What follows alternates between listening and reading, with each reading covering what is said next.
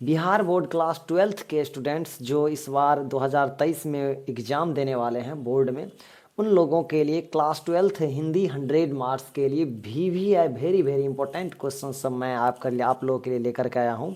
ये इन सब चीज़ों क्वेश्चंस को अगर आप पढ़ लीजिएगा तो कहीं ना कहीं मतलब मिलने का चांसेस बनता है। ओके, तो कुछ गेस क्वेश्चंस हम लेकर के आ रहे हैं, तो इन वीडियो सीरीज को पूरा देखिएगा। मैं विश्वास दिलाता हूँ कि आपको बोर्ड एग्जाम में आप बहुत ही अच्छा करेंगे, ठीक ना। तो हम क्वेश्चंस आप लोगों को दिखाते हैं और प्लस पॉइंट से एक बात बता देना चाहते हैं कि यहाँ पे एक हम नोट किए हैं कि विद्यार्थियों और शिक्षकों के सुझाव सादर आमंत्रित हैं। ओके ना, क्योंकि आप लोगों के बिना ये कुछ भी नहीं हो सकता। हम आप लोगों को दिखाना चाहते हैं। देखिए, पहला क्वेश्चन है, मानक और सिपाही एक दूसरे को क्यों मारना चाहते हैं। ओके, तो देखिए, मानक और सिपाही जो है वो एक दूसरे को मारना चाहते हैं। क्यों? क्योंकि वे दोनों जो है ना वो क्या हैं, तो विरोधी सेना के हैं। ओके, और एक दूसरे को वो क्या समझते हैं, अपना दुश्मन समझते हैं। तो वे मानते हैं कि यदि मैं दूसरे को छोड़ दूंगा तो वो मुझे मार देगा। अगर वो उसको छोड़ देगा, दोनों एक दूसरे का विरोधी है, अगर एक दूसरे को वो उसको छोड़ देगा तो ये मान रहा है कि वो उसको मार देगा। इसीलिए जो है एक दूसरे को वो क्या है, तो दुश्मन है। ओके ना, एक दूसरे को मारना चाहते हैं। नेक्स्ट क्वेश्चन है दूसरा, मानक स्वयं को वहशी और जानवर से बढ़कर क्यों कहता है। समझ गए ना। तो क्वेश्चन ये है, तो मानक जो है, इसका उत्तर है कि मानक युद्ध की त्रासदी को झेलते झेलते मानवता को भूल चुका है। इतना युद्ध का त्रासदी को झेला वो कि मानवता जो है, मानवता का जो गुण है, उन चीज़ों को वो भूल चुका है। वह विरोधी सेना के सिपाही को टुकड़े टुकड़े कर देना चाहता है और इन्हीं कारणों से वह अपने आप को वहशी और जानवर से भी बढ़कर मानता है। नेक्स्ट क्वेश्चन है थर्ड नंबर, प्रगीत क्या है। देखिए, प्रगीत का अर्थ होता है एकांत, संगीत या अकेले बैठकर गाया हुआ गीत होता है प्रगीत का अर्थ। इसके बारे में यह धारणा प्रचलित है कि प्रगीत के रूप में सिर्फ वही कविता हो सकती है जो नितांत वैयक्तिक और क्या हो, आत्मपरक हो। फोर्थ नंबर क्वेश्चन है, डायरी का लिखा जाना क्यों मुश्किल है। तो इसका आंसर है कि डायरी को लिखना मुश्किल है। क्यों मुश्किल है? क्योंकि इसमें सभी बातों को पूरी सच्चाई के साथ में लिखना पड़ता है। जितनी भी बातें हैं, जो भी घटना घटी रहती है, इसमें सभी घटनाओं को सही रूप में लिखना होता है। डायरी लेखक के लिए दहकते हुए जंगल के समान है। ओके, नेक्स्ट क्वेश्चन है फोर्थ नंबर, तिरिच क्या है, कहानी में यह किसका प्रतीक है। देखिए, तिरिच जो है, तिरिच एक बहुत ही जहरीला जीव है, बहुत ही जहरीला जीव है जो मृत्यु का क्या है, प्रतीक है। इसके काटने से व्यक्ति का बचना नामुमकिन हो जाता है।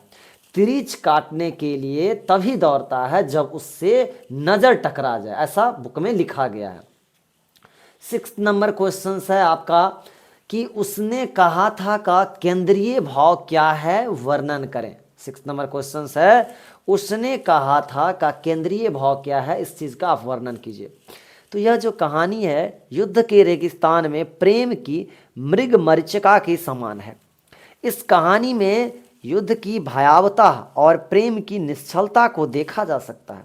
बचपन का प्रेम कितना पवित्र और अस्थाई बन सकता है, यह भी इस कहानी में दिखाया गया है। और विवाहित सूबेदारनी लहना सिंह को उसकी प्रेम कहानी याद दिलाकर प्यार का उपहार मांगता है और यही सात्विक प्रेम की प्रगाढ़ता है। यह प्रेम की इस कहानी का केंद्रीय भाव है। नेक्स्ट क्वेश्चन है सातवां नंबर, अगर हम में वाक शक्ति ना होती, बोलने की शक्ति ना होती तो क्या होती। तो ये तो क्या कहते हैं, बातचीत चैप्टर का है, जिसको बाल कृष्ण भट्ट जी ने लिखे हैं। तो बाल कृष्ण भट्ट कहते हैं कि वाक शक्ति के ना होने पर, अगर बोलने की शक्ति ना रहेगी तो पूरी का पूरी सृष्टि क्या हो जाएगी, गूंगी जैसी प्रतीत होगी।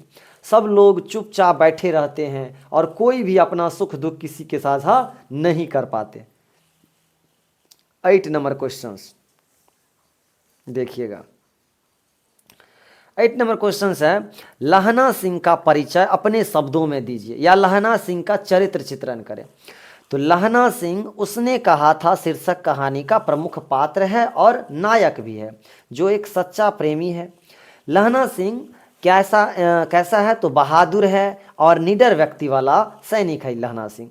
लहना सिंह बहुत ही चतुर भी है। उसने जो है अपनी चतुराई से क्या किया है, तो निकली लपटन साहब का पता लगाया। हाँ, और वह बहुत दयावान भी है। उसने अपनी जान की परवाह न करते हुए अपना कंबल और जर्सी जो है बीमार बोधा सिंह को दे दिया। लहना सिंह ने सूबेदारनी को दिए वचन को निभाने के लिए अपने प्राण का बलिदान दे दिए। तो लहना सिंह का चरित्र चित्रण यही हो गया।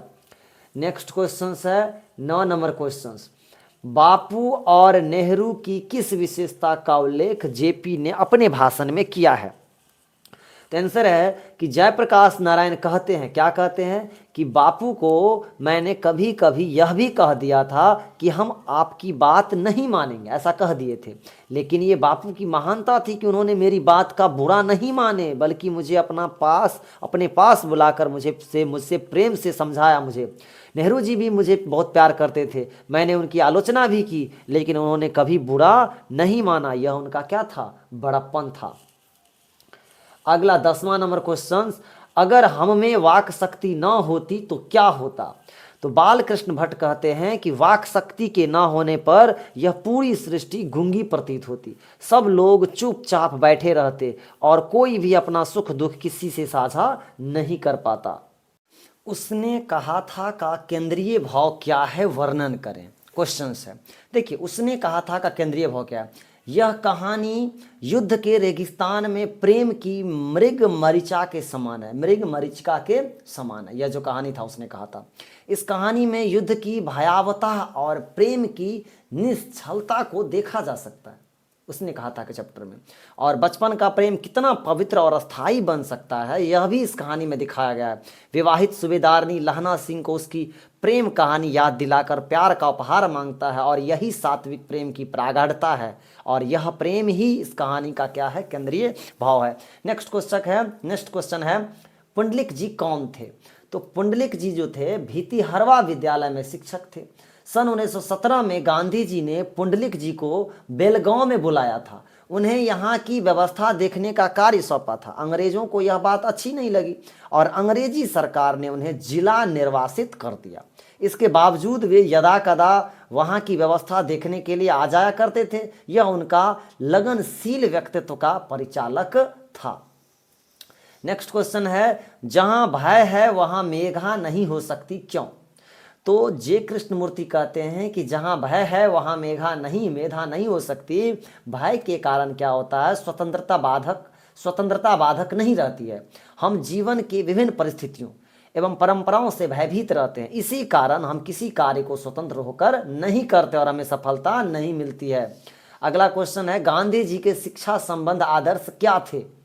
तो गांधी जी के शिक्षा संबंधित आदर्श हैं कि बच्चों का सर्वांगीण विकास हो। बच्चों के सर्वांगीण विकास से तात्पर्य क्या है? कि उनके मानसिक, उनके शारीरिक, उनके नैतिक, उनके आध्यात्मिक और उनके चारित्रिक विकास से है। वे चाहते हैं कि बच्चे बचपन से ही सच्चरित्र, मेहनतकश, ईमानदार और क्या बने? कर्तव्यनिष्ठ बने। अगला क्वेश्चन है, शिक्षा से क्या तात्पर्य है? तो शिक्षा का अर्थ यह है कि मनुष्य स्वतंत्र और आत्मनिर्भर बने। शिक्षा हमें विस्तृत और व्यापक बनाती है। हाँ, यह हमें सीमाओं और संकीर्णताओं से क्या कराती है? मुक्त करती है। अगला क्वेश्चन 16 है कि बातचीत का तरीका क्या है? तो बातचीत का जो तरीका है, तो बातचीत का तरीका यह है कि खुद की बातों को करने के साथ साथ दूसरे की बातों को भी सुने। खुद की बात नहीं करें बल्कि दूसरे की बात को भी सुने, और अगर दो लोग आपस में बात कर रहे हों तो वहां अचानक न पहुंच जाएं। ओके, नेक्स्ट क्वेश्चन है, डायरी क्या है? तो डायरी साहित्य की एक विद्या है जिसमें प्रतिदिन की घटनाओं या किए गए कार्यों का विवरण होता है। डायरी में लेखक को अपनी आलोचना भी करनी पड़ सकती है। डायरी लेखन कुछ लेखकों को जीवन जीने जैसा होता है। अगला है, धांगर शब्द का क्या अर्थ है? तो धांगर एक जो है ओराव भाषा का शब्द है जिसका अर्थ भारे का मजदूर होता है। धांगर एक आदिवासी जनजाति भी है जिसे अंग्रेजों ने नील की खेती करने के लिए छोटा नागपुर के पठार से लाया था। अगला क्वेश्चन है, प्रवृत्ति मार्ग और निवृत्ति मार्ग क्या है? तो वह रास्ता जिस पर चलकर गृहस्थ जीवन को अपनाया जाता है उसे प्रवृत्ति मार्ग कहते हैं, जबकि जिस रास्ते में नारी को छोड़कर संन्यास को चुना जाता है उसे निवृत्ति मार्ग कहा जाता है। अगला क्वेश्चन, नारी की पराधीनता कब से आरंभ हुई? तो जब मानव जाति ने कृषि का आविष्कार किया तब से नारी की पराधीनता क्या हो गया, आरंभ हो गया। क्योंकि जब से कृषि की आविष्कार हुआ तो मनुष्य जो है सो घर में खेती करने लगे और नारी घर में रहने लगी। इसके आविष्कार से नारी घर में सिमट के रह गई और उसका जीवन सीमित हो गया और पुरुषों के वो क्या हो गए, अधीन हो गए। अगला है आर्ट ऑफ कन्वर्सेशन, क्या यानी कि जो बोलने की जो कला है वो क्या है? तो बात करने के हुनर को ही हम लोग टैलेंट को ही आर्ट ऑफ कन्वर्सेशन कहते हैं। स्पीच हो गया और लेख इस तक पहुंचने में असमर्थ है। भाषण जो है और लेख जो है इस तक पहुंचने में असमर्थ है। इसकी पूर्ण शोभा काव्य कला प्रवीण मंडली में है। आर्ट ऑफ कन्वर्सेशन यूरोपीय लोगों में प्रसिद्ध है। कहाँ के लोगों में प्रसिद्ध है? यूरोप के लोगों में प्रसिद्ध है। भगत सिंह की विद्यार्थियों से क्या अपेक्षाएं हैं? तो भगत सिंह विद्यार्थियों से अपेक्षा करते हैं कि वे तन मन धन से देश की सेवा करें। वे चाहते हैं कि विद्यार्थी जो है ना देश की आज़ादी के लिए अपने प्राण न्यौछावर कर दे। वे चाहते हैं कि विद्यार्थी पढ़े लेकिन साथ ही उन्हें पॉलिटिक्स का भी ज्ञान हो। अच्छा, अगला क्वेश्चन है वजीरा सिंह कौन है? तो वजीरा सिंह उसने कहा था शीर्षक कहानी का एक पात्र है जो पलटन का क्या था, पलटन का विदूषक होता है। वो बिस्नी मानक को लड़ाई में क्यों भेज दिया, क्वेश्चन है। तो आंसर है कि बिस्नी अपने बेटे को लड़ाई में कुछ पैसे कमाने हेतु भेज दिए ताकि मुन्नी की शादी के लिए कपड़े खरीदे जा सके, इसलिए भेज दिए। और गैंग्रीन क्या है? तो गैंग्रीन एक रोग है जिसमें खून के प्रवाह की कमी के कारण ऊतक मर जाते हैं। इससे हाथ और पैर में गहरा घाव हो जाता है और वह तेजी से फैलता जाता है। लास्ट में ऐसा होता है अगर ऑपरेशन ना किया जाए तो पैर को काटना भी पड़ सकता है। ओके ना, तो गैंग्रीन है। अब ये गद्य खंड के भी क्वेश्चन थे जो इस बाल बोर्ड 2023 के लिए इंपॉर्टेंट है, चाहे वो साइंस विद्यार्थी हो या आर्ट्स के हो या कॉमर्स के हो। अब हम लोग पद्य खंड के इंपॉर्टेंट क्वेश्चंस को देखते हैं। तो पहला क्वेश्चन है प्रातः काल का नभ कैसा होता था? कैसा था प्रातः काल का नभ? तो प्रातः काल का नभ पवित्र और निर्मल था। उसका रंग नीला था और वह शंख की तरह प्रतीत हो रहा था। प्रातः काल का नभ जो है लिपे हुए चौके के समान प्रतीत हो रहा था। नेक्स्ट क्वेश्चन है कवित्री जो है स्वयं को खुद को असहाय और विवश क्यों कहती है? तो कवित्री अपने पुत्र को जो है हर कष्ट से बचाने का प्रयास करती है। वह उसकी रक्षा के लिए देवालयों में दूध नारियल बतासे चढ़ाती है, लेकिन अपने पुत्र को मृत्यु की गोद में जाने से वह नहीं रोक पाती है। इन्हीं कारणों से वह खुद को असहाय और विवश महसूस करती है। अगला क्वेश्चन है तीसरा, छत्रसाल की तलवार कैसी है, वर्णन करें। तो छत्रसाल की तलवार सूर्य से निकलने वाली प्रलयंकारी किरणों की तरह है जो शत्रुओं से नागिन की तरह चिपक जाती है तथा शत्रुओं के सिरों की माला शिवजी को अर्पित कर रही है। अगला, तुलसी सीता से कैसी सहायता मांगते हैं, क्वेश्चन है। तो आंसर है तुलसी सीता से कहते हैं कि हे माँ, आप प्रभु श्री राम के सबसे निकटवर्ती हैं, सबसे निकट के हैं। आप प्रभु से मेरी सिफारिश कर दीजिएगा कि यदि वे मेरे बारे में पूछे तो बताइएगा कि मैं उनकी दासी का दास हूँ जिसका उदर भी पेट भी प्रभु की कृपा से भरता है। प्रभु तो कृपालु हैं, वे भक्त के वत्सल हैं और वे मुझ पर कृपा जरूर करेंगे, तब मेरा क्या हो जाएगा, उद्धार हो जाएगा। अगला क्वेश्चन है चौथा नंबर क्वेश्चन, लोहा क्या है, इसकी खोज क्यों की जा रही है? ये कविता का है। तो लोहा से आंसर है कि लोहा से कर्म का तात्पर्य है व्यक्ति कर्म करता है और लोहा कठिन कर्म का प्रतीक है। हर मेहनत कश लोहा का प्रतीक है। जितना भी मेहनत कश है वो लोहा का ही सिंबल है। घर गृहस्थी के औजार लोहा से निर्मित होते हैं। स्त्रियां भी लोहा का ही प्रतीक है। वे भी रोजमर्रे की जिंदगी में अपने कर्मों में लगी रहती है। लोहा अधिकतर सर्वहारा वर्ग के पास रहता है। यदि मेहनत कश आदमी कर्म करना छोड़ देगा तो सामाजिक संरचना बिगड़ जाएगा, इसीलिए लोहे की खोज हो रही है। अगला क्वेश्चन है सजल जलजात का क्या अर्थ है? तो सजल जलजात का अर्थ जल में उत्पन्न होने वाला या जल में खिला सुंदर कमल। यहाँ उसका प्रतीकार्थ यह है कि मार्मिक जीवन के मार्मिक क्षणों में सदा कमल के सदृश खिलने वाला व्यक्ति।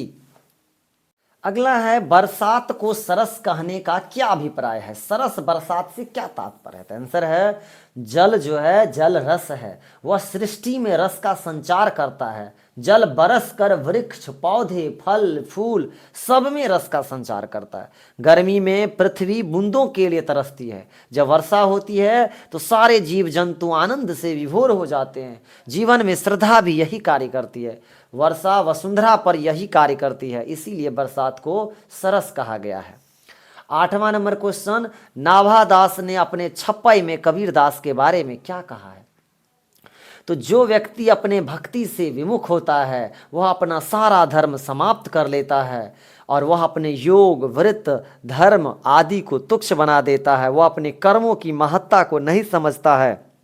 अतः मनुष्य की योग, व्रत, समय हित के माध्यम से सद कार्यों को करना चाहिए। इससे दूर रहकर वह भक्ति के सभी स्वरूपों का वर्णन नहीं कर सकता। अगला क्वेश्चन है, माँ के लिए अपना मन समझाना कब कठिन है और क्यों। तो जब कोई माँ अपने बेटे को खो देती है तब उसके लिए जो है सो उसके मन को समझाना कठिन हो जाता है। माँ अपने बेटे के बिना जीवित नहीं रह सकती है। बेटे के मृत्यु के बाद माँ के जीवन नीरस सा लगने लगता है। इसी कारण माँ को अपना मन समझाना कठिन लगता है। 10वां नंबर क्वेश्चन है, प्यार का इशारा और क्रोध का दुधारा से क्या तात्पर्य है। तो प्यार से सभी लोग जीवन जीते हैं, जबकि क्रोध की तलवार से बड़े बड़े पूंजीपतियों का नाश हो जाता है। एक तरफ जनता का शोषण करने वालों के खिलाफ लड़ाई चलती है तो दूसरी ओर जन संघर्ष करने वाले श्रमजीवी प्यार से रहते हैं। अगला क्वेश्चन है, चातकी किसके लिए तरसती है। तो चातकी छोटे छोटे बूंदों के लिए तरसती है। अगला क्वेश्चन है, जन जन का चेहरा एक से क्या तात्पर्य है। तो जन जन का चेहरा एक से कवि का तात्पर्य है कि प्रीत और जो संघर्षशील जनता है वो निरंतर संघर्ष कर रही है। वो चाहे किसी भी देश का हो, किसी भी रूप का हो, किसी भी संस्कृति का हो, किसी भी विचारधारा का हो, उसका रूप एक जैसा है। इन सभी लोगों का चेहरा एक है। अगला, बिटियां से क्या सवाल किया गया है। तो बिटियां से यह सवाल किया गया है कि आसपास कहाँ कहाँ लोहा है। और अगला क्वेश्चन है, कबीर के ईश्वर का रूप कैसा है। तो कबीर के ईश्वर का रूप निर्गुण और निरंकार है। उनका कोई आकार प्रकार नहीं है। उनका न तो जन्म होता है और न ही वे अवतार लेते हैं। अगला है, हरचरणा कौन है, उसकी क्या पहचान है। तो हरचरणा आम आदमी का प्रतिनिधि है। आम आदमी अभावों में जीता है और महाबली नेताओं का गुणगान करता है। हरचरणा ढीला ढाला पाजामा पहने राष्ट्रीय त्योहार के दिन झंडा फहराए जाने के कार्यक्रम में सम्मिलित होता है और इस लोकतांत्रिक व्यवस्था में भी अधिनायक का वो क्या करता है, गुणगान करता है। नेक्स्ट क्वेश्चन, दानव दुरात्मा से क्या तात्पर्य है। तो वैसे लोग जो अमानवीय और बुरे कृत्यों में संलग्न रहते हैं, जिनका आचरण पशुओं के समान होता है, जिनमें दुराचारी प्रवृत्ति होती है, ऐसे लोगों को दानव दुरात्मा कहते हैं। और नेक्स्ट क्वेश्चन, बूढ़ा मशक वाला क्या कहता है और क्यों कहता है। तो बूढ़ा मशक वाला युद्ध का सत्य जानता है। वह कहता है कि हम एक बार फिर हार गए और बाजे के साथ हार लौट रही है। नेक्स्ट क्वेश्चन, कवित्री का खिलौना क्या है। तो कवित्री सुभद्रा कुमारी चौहान के लिए उनका बेटा ही जो है उनका क्या था, खिलौना है। वह कवित्री के लिए सर्वोत्तम उपहार है। तुलसीदास को किस वस्तु की भूख है। तो तुलसीदास को राम की भक्ति के भूखे हैं वे, और वे राम के समक्ष अपने समर्पित करके भक्ति की भीख मांगते हैं अपने को। नेक्स्ट क्वेश्चन, शिवाजी की तुलना भूषण ने किन किन से की है। तो आंसर होगा कि शिवाजी की तुलना भूषण ने इंद्र से की है, राम से की है, परशुराम, चीता, मृगराज, कृष्ण, इन सभी से की है। ओके, तो ये जो था हमने अभी गद्य खंड और पद्य खंड के जितने भी इंपॉर्टेंट क्वेश्चन थे जो बोर्ड एग्जाम में पूछे जाने की संभावनाएं हैं, उन क्वेश्चंस को अभी हमने डिस्कशन किया है। ओके, अगर चैनल पे नए हैं तो चैनल को सब्सक्राइब कर लीजिएगा, क्योंकि इसी तरह के वीडियो आपको इस चैनल पे मिलती रहेगी। और हम जो है गद्य खंड और पद्य खंड के जो स्वप्रसंग व्याख्या का भाग है उनको हम अगले पार्ट्स में लेकर के आएंगे। ओके, तो नेक्स्ट पार्ट्स का वेट कीजिए।